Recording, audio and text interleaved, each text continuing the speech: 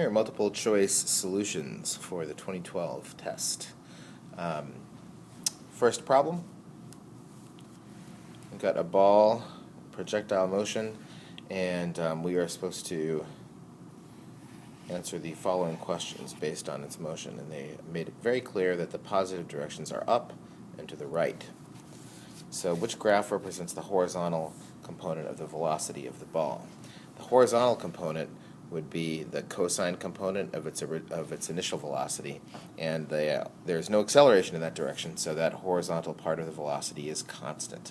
We know that that is true. Done lots of projectile motion problems, so the answer for 1 is E, constant horizontal velocity in the positive direction. Number 2, which graph represents the vertical component of the velocity of the ball? Well, the vertical part, it starts with an upward velocity, and then 0, and then down, so that looks like this. And if this was on Earth, the slope of this would be negative 9.8 meters per second squared, or negative 10 if you want. So that'd be D. Number 3. An object with an initial velocity v sub 0 slides up and down a long frictionless inclined plane. This is basically, this is almost the same problem as this. This is no different. If you wanted to make a force diagram of this, the forces on it are gravity, normal force, there's no friction. So the thing that's the up and down the ramp part, that's the acceleration of this, is g sine theta. And it's in the direction down the ramp, right? It's a component of gravity. And that acceleration is constant. It doesn't change.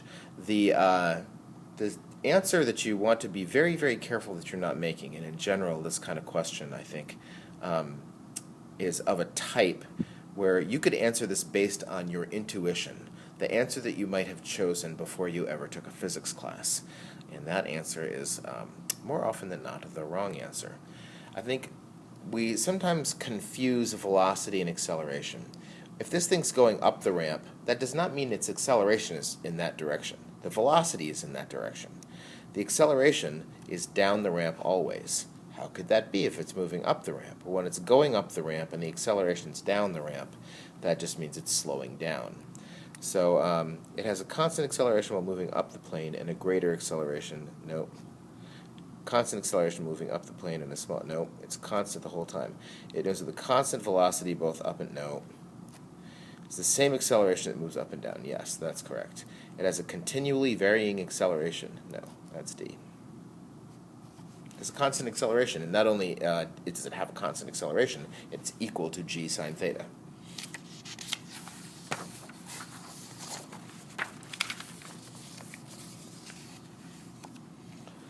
Two blocks of masses m1 and m2 are connected by a massless string that passes over a wheel of mass m.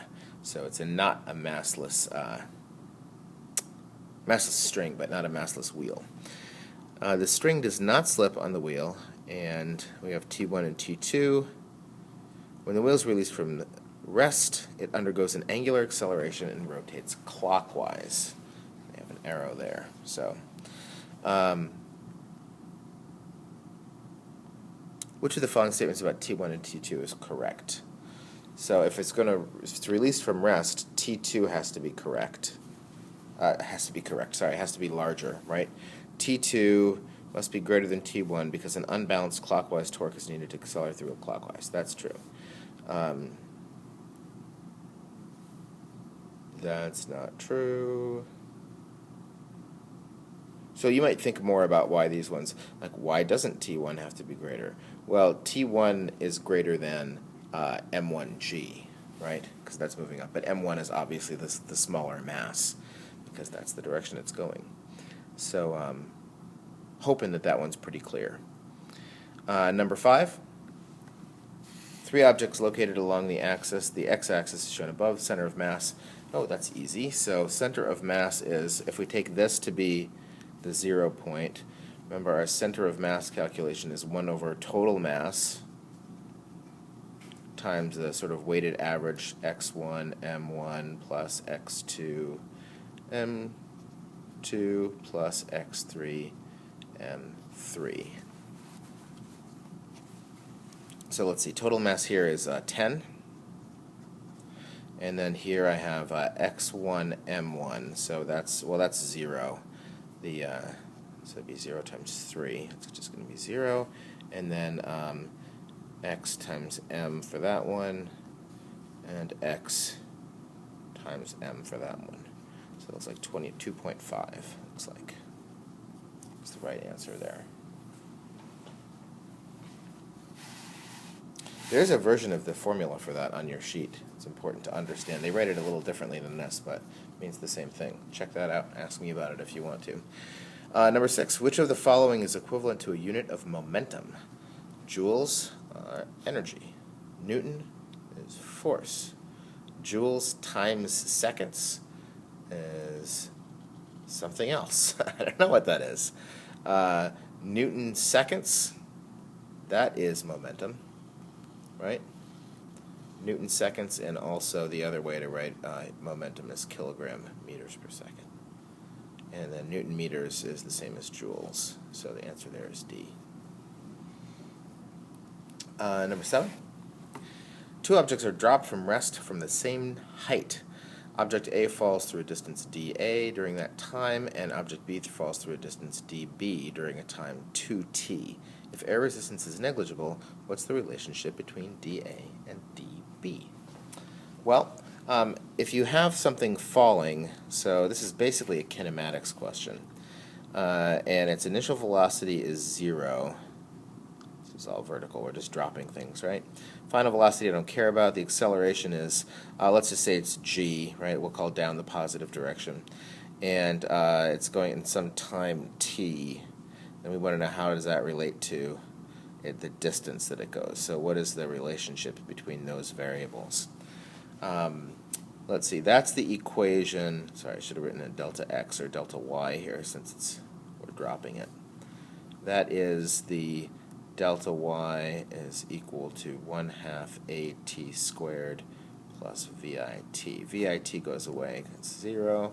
So D is equal to 1/2 GT squared.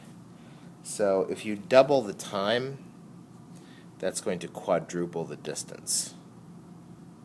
Right? I'm not going to plug any numbers in. I don't need to. If I'm going to double the time that it falls, that's going to quadruple the distance.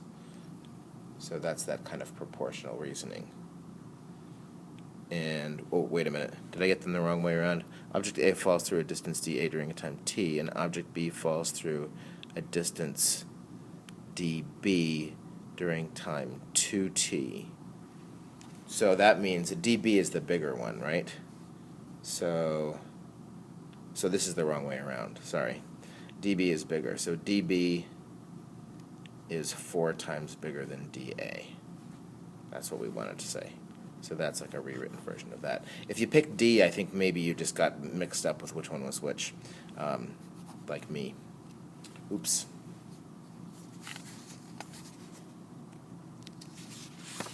Number 8. The maximum mass that can be hung vertically from a string without breaking the string is 10 kilograms. So that means, we'll say, using G equals 10 meters per second squared, 10 kilograms would be about 100 newtons of gravitational force. So it looks like it breaks at about 100 newtons. So the length of this string that is 2 meters long is used to rotate a 5 kilogram object in a circle on a frictionless table with the string horizontal. So no gravity pulling on the string. Maximum speed, alright, so that means we have, this is like a centripetal force thing here, right? Centripetal force is equal to mv squared over r. So the maximum I can have here is 100 newtons. Any more than that it would break. The mass is 0.5. The maximum speed, that's what I'm looking for, over the r is 2. So that's 1/4 divided by 4. The square root of 400 is 20. That's 20 meters per second. Solving that for v. Right? Number 9, an object moving on a horizontal frictionless surface makes a glancing collision with another object initially at rest on the surface. In this case, which of the following is true about momentum and kinetic energy? Momentum is always conserved, and kinetic energy may be conserved.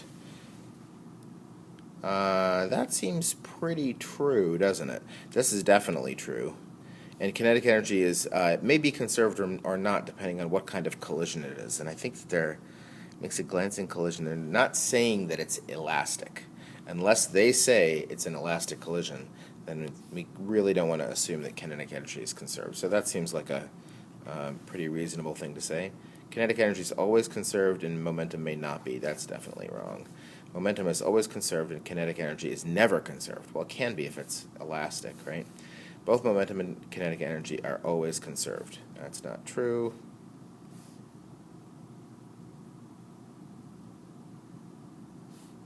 Right, because it could be inelastic. Neither momentum nor kinetic energy is conserved. Well, momentum is, so that's A. Number 10. A particle of mass m starts from rest at position x equals 0 and time t equals 0. It moves along the positive x-axis under the influence of a single force, Fx equals b times t, where b is a constant. The velocity is given by, okay, so notice here that this is force as a function of time, right? As a function of time. So, what does that mean? It means that, well, force is equal to mass times acceleration. And I want to know about velocity. So this is a simple, but this is actually a differential equation problem. So here I'm going to divide that over and say, well, acceleration, that's dv dt, is equal to b over m times t. And then move that over, so I've got dv is equal to b over m t dt. Take the integrals, I can leave that outside because it's a constant. So v is equal to b over m, and then the antiderivative of that is t squared over 2 plus c. But it starts from rest, so we know that at time 0, it starts from rest. So that's going to be 0. So bt squared over 2m is the answer. Cool, there's the first 10.